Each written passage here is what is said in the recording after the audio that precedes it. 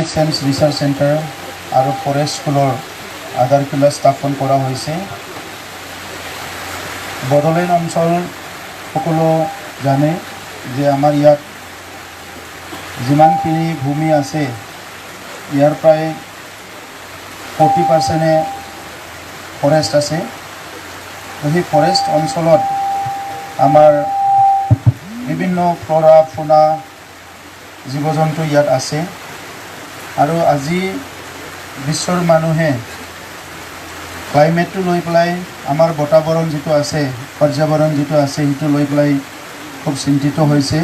কাৰণ যোৱা শতিকাত ডেভেলপমেণ্টৰ নামত গোটেই বিশ্বখনত ইণ্ডাষ্ট্ৰিয়েলাইজেশ্যন কৰা হৈছে আৰু সেই ইণ্ডাষ্ট্ৰিয়েলাইজেশ্যন কৰাৰ কাৰণে বহুত জেগাত পলিউশ্যন বাঢ়ি গৈছে আৰু পলিউশ্যন বাঢ়ি যোৱাৰ কাৰণে আমাৰ বিভিন্ন সমস্যাৰ সৃষ্টি হৈছে। আৰু এতিয়া এই কাৰণে যে আমাৰ প্ৰকৃতিটো বচাই ৰখাৰ কাৰণে আমাৰ বিশ্বখন ঠিকে ৰখাৰ কাৰণে আমাৰ এই প্লেনেটটো যাতে মানুহ আৰু জীৱ জন্তুৰ জীয়াই থকাৰ কাৰণে উপযোগী হয় ইয়াৰ কাৰণে কিছুমান কাম আমি হাতত ল'ব লাগিব। এতিয়াও সকলো শেষ হৈ যোৱা নাই। তো এনেকুৱা এটা কাৰ্যসূচী আজি হাতত লোৱা হৈছে। মই বিশেষকৈ আমাৰ ফৰেষ্ট ডিপাৰ্টমেণ্টৰ EM ৰঞ্জিত বসুমতাৰী ডাঙৰীয়া, CSD অনুৰাগ সিং ডাঙৰীয়াৰ লগতে সকলো বিষয়াক ধন্যবাদ দিছোঁ, কংগ্ৰেচুলেশ্যন দিছোঁ যে এনেকুৱা এটা সফল কাম কৰাৰ কাৰণে। আমাৰ মাজত আজি উপস্থিত আছে আমাৰ EMৰ লগতে MCLA মাধৱ চেত্ৰী ডাঙৰীয়া, প্ৰাক্তন MCLA আমাৰ দলৰ ৱৰ্কিং প্ৰেচিডেণ্ট ৰঞ্জৰা নাৰ্জাৰী ডাঙৰীয়া, প্ৰাক্তন MCLA বৰ্তমান আমাৰ জিলাৰ সভাপতি নিৰ্মল ব্ৰহ্ম ডাঙৰীয়া আৰু লগতে আমাৰ লগত আছে আমাৰ MCLA চৌৰাইগ্ৰা ডাঙৰীয়া। বহুতো নেতৃবৃন্দ ইয়াত আছে, মানাছৰ ডাইৰেক্টৰ আছে, DFO সকল আছে আৰু ৰৌমাৰী অঞ্চলৰ মোৰ শ্ৰদ্ধাৰ ৰাইজ। তো আজি আমি চবে আনন্দিত হৈছোঁ আৰু এইখন অনুষ্ঠান আমাৰ এই অঞ্চলত প্ৰতিষ্ঠা হোৱাটো খুব ডাঙৰ কথা। কাৰণ এইটো এটা খুব এটা ইম্পৰ্টেণ্ট এটা লোকেশ্যন।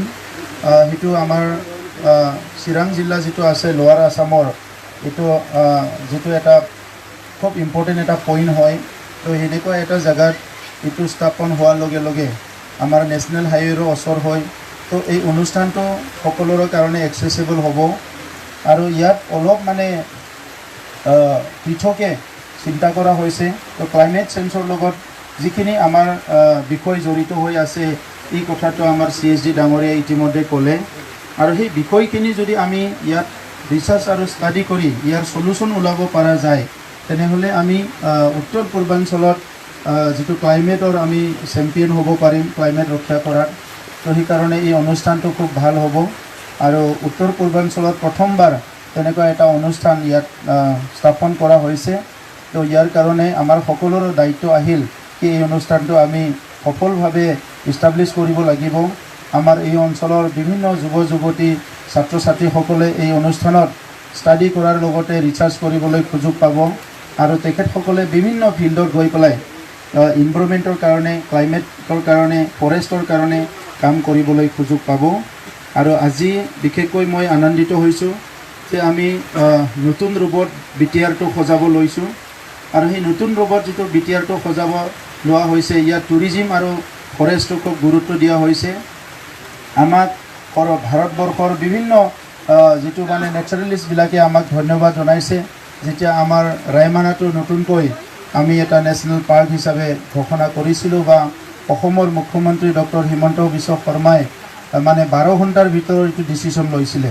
এইটো আগৰ পৰা এইটো এটা পেণ্ডিং হৈ আছিলে, কিন্তু যেতিয়া আমাক WTIয়ে মানাছত যাওঁতে ক'লে তেতিয়া আমাৰ বিষয়াসকলে ক'লে তেতিয়া মই ক'লোঁ যে এইটো আপোনালোকে গধূলিৰ ভিতৰত মোক জনাওক যে এইটো ফাইলটো কি আছে, কি প্ৰচেছ আছে।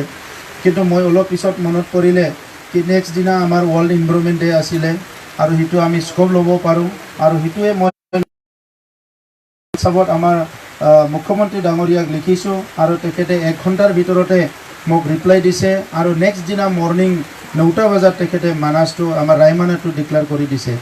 তো আজি অসমত এটা ডাইনামিক এটা চৰকাৰ চলি আছে আৰু ইয়াৰে আমি চবে সুযোগ ল'ব লাগে বড়োলেণ্ডখনত বহুত পটেঞ্চিয়েল ডেভেলপ কৰিব বিচাৰিছোঁ এতিয়া আমি চবে জানো বড়োলেণ্ড শান্তি হ'ল অশান্ত হৈ থকাৰ কাৰণে আমাৰ অঞ্চলত ইনভেষ্টমেণ্ট অহা নাছিলে টুৰিজিম অহা নাছিলে এতিয়া লাহে লাহেকৈ কৰিবলৈ কাৰণে বেছি আঁচনি কিছুমান তৈয়াৰ কৰা হৈছে আৰু মই আশা কৰোঁ অহা 6 মাহৰ ভিতৰত আমি বহুতখিনি অনুষ্ঠান প্ৰতিষ্ঠান ইয়াত আৰম্ভ কৰিব পাৰিম আৰু ইয়াৰ কাৰণে মই বিশেষভাৱে আমাৰ যেটো ৰাইজ মই ধন্যবাদ জনাইছোঁ সকলো আমাক বিশ্বাস আৰু আস্থাত লৈছে ৰৌমাৰী অঞ্চলটো সেই কাৰণে মই এই অঞ্চলৰ ৰাইজক মই আহ্বান কৰিছোঁ